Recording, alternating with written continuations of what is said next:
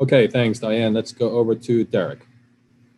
Great, thank you. So Diane's looking at this issue from a social welfare perspective, and I look at basic income from a different angle, from the economics perspective. And the reason I do that is because I think it's true that a UBI will definitely help a lot of people that currently are underserved and who fall through the gaps of the current welfare system.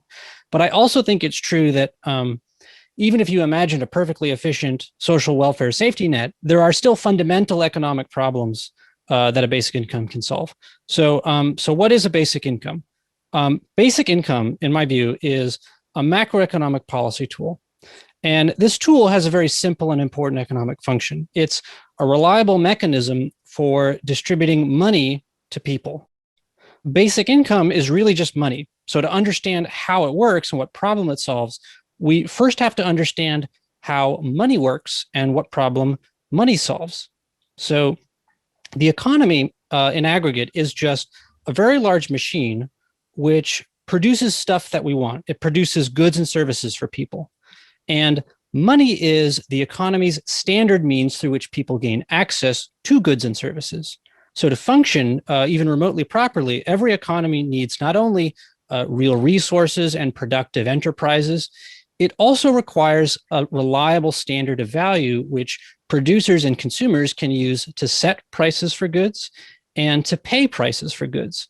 So if you've ever been to a store where people you've never met before will give you lots of stuff, and all you have to do is give them a few banknotes and be on your way, then you already understand money and its advantages very well.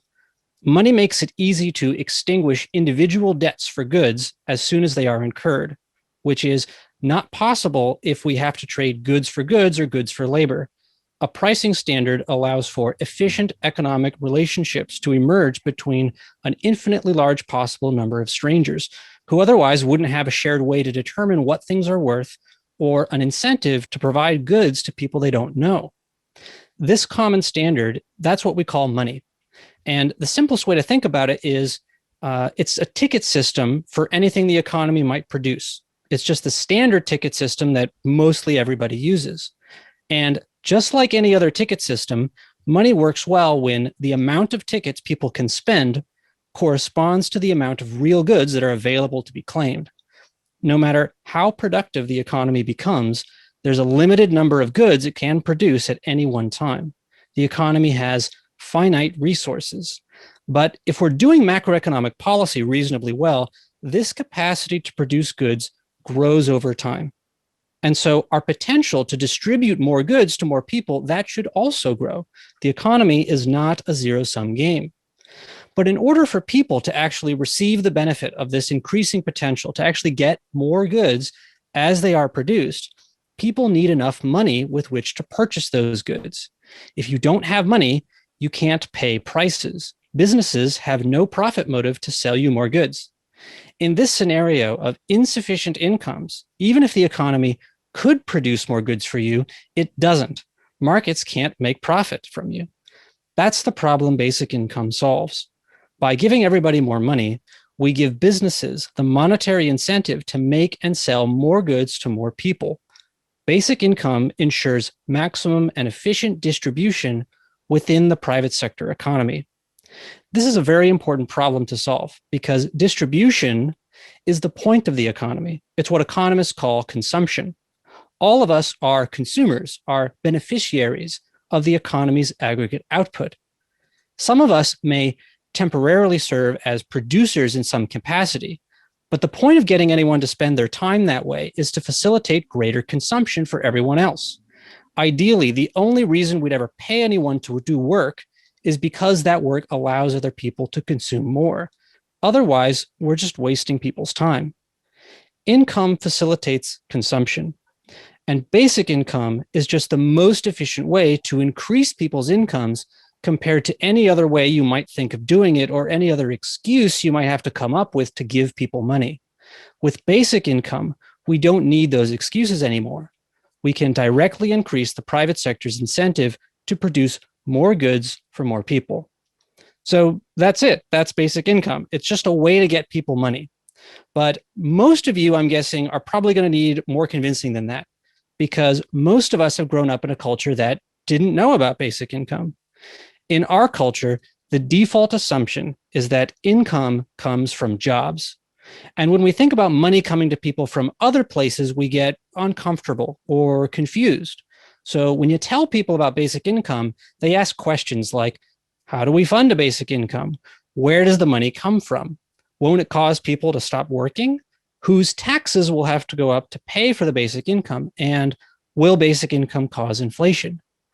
Once we understand what money is, a system for granting people access to goods proportionate to real goods available, it becomes clearer that all of these questions have only one right answer.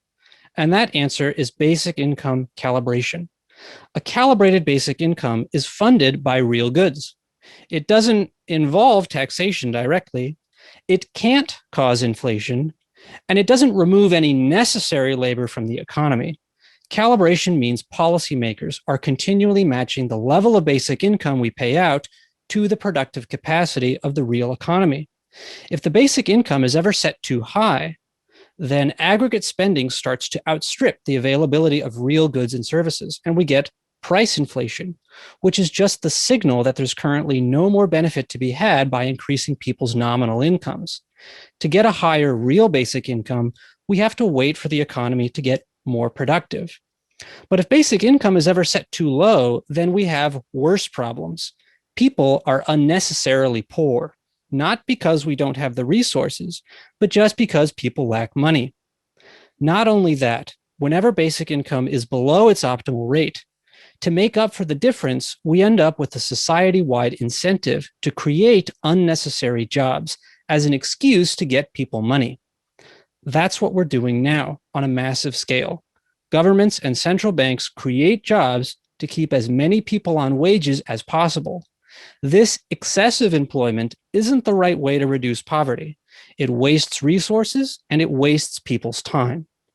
Job creation as a policy target instead of a means to an end makes the economy less productive.